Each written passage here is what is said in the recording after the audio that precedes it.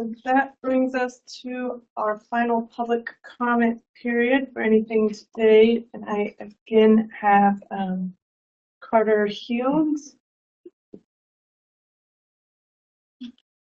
Thanks for allowing me to speak again. My name is Carter Heald. I'm a resident of Kent.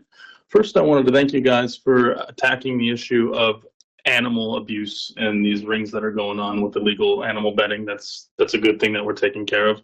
As I said earlier, I have been talking with a lot of different city council members from various cities in Washington, and a lot of them agree that one way to really help reduce this problem would be definitely to allow house bank card rooms to have sports betting. And not only for that reason, when I go to these city council meetings, quite a few, notably Yakima and Tukwila, they have some serious budget shortfalls that they're worrying on. And Yakima specifically, it's like a $9 million budget deficit.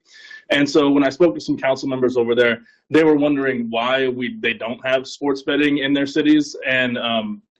And I really couldn't give them a very good answer. I'm just like, I wish we could have it because it could really help them. Like, we're talking for their tax revenue, we could really put some strain that they have some serious strains and budget concerns when they're dealing with looking at cuts for a lot of their public systems.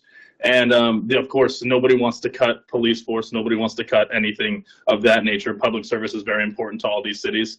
And so one way that we could definitely just help a lot of these places is to allow things like sports betting there. And also that, it definitely helps that the animal abuse aspect of things. Now, also another house bank card room went down and closed their doors about a week and a half ago, RC's in Sunnyside. And that's very unfortunate. So this problem that we have where house bank card rooms are closing is not exclusive to Maverick. It's just considering that the margins are too thin now, and the problem being operation costs just go up year over year, and we're just very limited. We have the table limit, we have the betting limit, we have no sports betting. So as a young guy in this industry, I look at this, and generally when I walk in the room at any house bank card room, I'm usually the youngest guy in there or close to it. And I wonder to myself, why don't people that are my age want to come in their 20s, come into this industry? Okay, I'm sorry. apologies.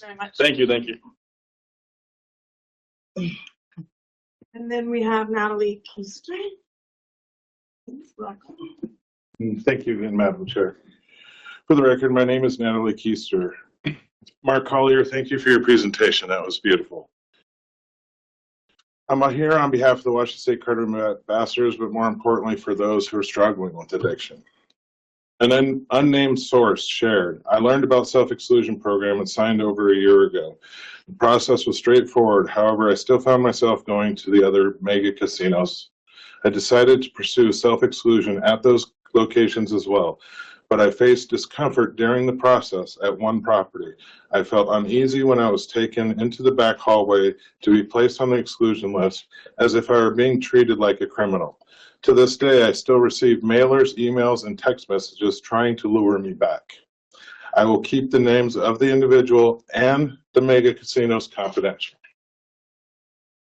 In closing, I wanted to highlight that I have not received any responses to the 37-page letter that was forwarded by Vicki Christopherson on June 18th to the commissioners, as well as to many other legislation and among other lobbyists. I encourage engaging in open discussion. Thank you for your time. Card room jobs matter. WSGC staff, agents, special agents, jobs matter. Our community matters. Thank you for your time.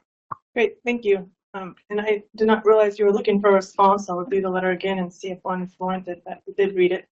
I'll take that into consideration. Thank you.